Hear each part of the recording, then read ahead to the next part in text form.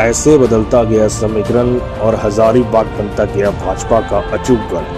हजारीबाग लोकसभा संसदीय क्षेत्र के चुनाव का गौरवशाली इतिहास अपने कलम की स्याही से शब्दों को पिरोया है हमारे अतिथि संपादक विजय केसरी हजारी। 1980 के लोकसभा चुनाव में हजारीबाग संसदीय क्षेत्र से जनता पार्टी के उम्मीदवार के तौर पर डॉक्टर वसंत नारायण सिंह ने कांग्रेस पार्टी की अजीमा हुसैन को भारी मतों से हराया था।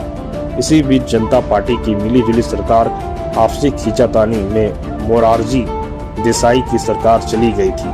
कुछ समय के लिए चौधरी चरण सिंह देश के प्रधानमंत्री बने थे। उसके बाद श्रीमती इंदिरा गांधी देश की प्रधानमंत्री बनी थी। 1984 लोकसभा चुनाव में हजारीबाग संसदीय क्षेत्र से कांग्रेस पार्टी के दामोदर पांडे ने भारतीय कम्युनिस्ट पार्टी के भुवनेश्वर प्रसाद मेहता को हराया था। इसी वर्ष 31 अक्टूबर 1984 में श्रीमती इंदिरा गांधी की निर्मम हत्या कर दी गई थी। श्रीमती इंदिरा गांधी की हत्या के बाद राजीव गांधी देश के प्रधानमंत्री बने थे। 1989 लोकसभा चुनाव में हजारीबाग संसदीय क्षेत्र से भारतीय जनता पार्टी की ओर से बिल्कुल एक नए उम्मीदवार यदुनाथ पांडे का प्रवेश हुआ था। उन्होंने भारतीय कम्युनिस्ट पार्टी के भुवनेश्वर प्रसाद मेहता को पराजित किया था। यदुनाथ पांडे का प्रवेश रामनवमी जुलूस के मार्ग को तत्कालीन जिला प्रशासन द्वारा रोक दिए जाने के कारण हुआ था। रामनवमी जुलूस के आंदोलन को गंतव्य तक पहुंचाने के चलते ही यदुनाथ पांडे हजारीबाग से सांसद चुन लिए गए थे। इसी कालखंड में 21 मई 1991 को राजीव गांधी की निर्मम हत्या कर दी गई थी। इस दौरान कुछ महीने के लिए चंद्रशेखर प्रधानमंत्री बने थे। उसके बाद पीवी नरसिम्हा राव देश के प्रधानमंत्री बने थे। 1996 लोकसभा चुनाव में हजारीबाग संसदीय क्षेत्र से भारतीय जनता पार्टी के एक उम्मीदवार के रूप में महावीर लाल विश्वकर्मा ने भारतीय कम्युनिस्ट पार्टी के उम्मीदवार भुवनेश्वर मेहता को हराया था। इसी कालखंड में मात्र 16 दिनों के लिए अटल बिहारी वाजपेयी देश के प्रधानमंत्री बने थे। इसके बाद लगभग एक साल के लिए एच.डी. देवगौड़ा देश के प्रधानमंत्री बने थे। 1998 लोकसभा चुनाव में हजारीबाग संसदीय क्षेत्र के चुनाव में भारतीय जनता पार्टी की ओर से यशवंत सिन्हा को उतारा गया था। यशवंत सिन्हा ने भारतीय कम्युनिस्ट पार्टी के नेता भुवनेश्वर प्रसाद मेहता को हराया था। इसी दौरान 1997 में देश के प्रधानमंत्री के रूप में आई.के. गुजराल थे। 1999 लोकसभा चुनाव में हजारीबाग संसदीय क्षेत्र से भारतीय जनता पार्टी के उम्मीदवार यशवंत सिन्हा ने राष्ट्रीय जनता दल के उम्मीदवार अकलू राम को हराया था। तब देश के प्रधानमंत्री अटल बिहारी वाजपेयी थे। यशवंत सिन्हा एक केंद्रीय मंत्री के रूप में हजारीबाग का नाम राष्ट्रीय पटल पर गौरवान्वित किया था। 2004 के लोकसभा चुनाव में हजारीबाग संसदीय क्षेत्र से भारतीय कम्युनिस्ट पार्टी के उम्मीदवार भुवनेश्वर प्रसाद मेहता ने भाजपा नेता यशवंत सिन्हा को हराया था।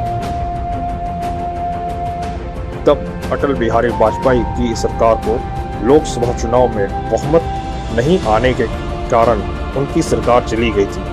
तब कांग्रेस पार्टी के डॉक्टर मनमोहन सिंह देश के प्रधानमंत्री बने थे।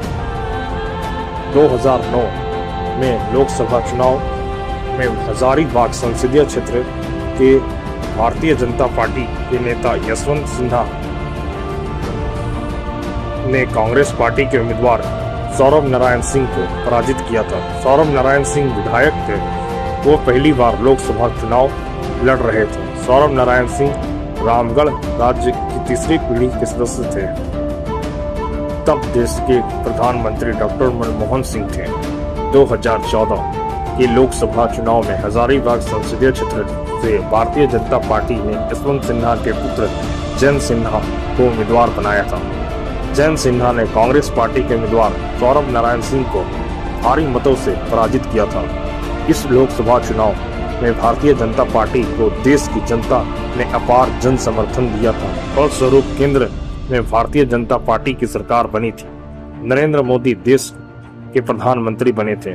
2019 के लोकसभा चुनाव में हजारीबाग संसदीय क्षेत्र से एक बार फिर जयंत सिन्हा को भारतीय जनता पार्टी का उम्मीदवार बनाया गया था। जयंत सिन्हा ने कांग्रेस पार्टी के गोपाल साहू को लगभग 4 लाख से अधिक मतों से पराजित कर अपना परचम लहरा दिया था। देश की जनता ने इस बार के लोकसभा चुनाव में एनडीए को भारी समर्थन दिया था। नरेंद्र मोदी पुनः देश के प्रधानमंत्री बने। 2019 के लोकसभा चुनाव में 2014 के लोकसभा चुनाव में मिली सीटों की तुलना काफी अधिक थी। 2024 के लोकसभा चुनाव में हजारीबाग लोकसभा संसदीय क्षेत्र से 17 उम्मीदवार चुनाव लड़ रहे हैं। सभी उम्मीदवार अपनी अपनी जीत के दावे कह रहे हैं, लेकिन मुख्य मुकाबला भारतीय जनता पार्टी के उम्मीदवार मनीष जायसवाल और कांग्रेस पार्टी के उम्मीदवार जेपी पटेल के बीच है। दोनों के बीच कांटे का संघर्ष है। गौरतलब है कि दोनों उम्मीदवार पहली बार हजारीबाग लोकसभा संसदीय क्षेत्र से चुनाव लड़ रहे हैं। दोनों ही उम्मीदवार विधायक भी हैं। केंद्र में नरेंद्र मोदी की सरकार है। हजारीबाग लोकसभा संसदीय क्षेत्र में 20 मई को चुनाव होना है। देखना यह है कि हजारीबाग लोकसभा संसदीय क्षेत्र की जनता मनीष और पटेल में किसे अपना सांसद चुनती है। इसी तरह सभी प्रकार की जानकारियों के लिए हमसे जुड़े रहें। धन्यवाद। World wide news.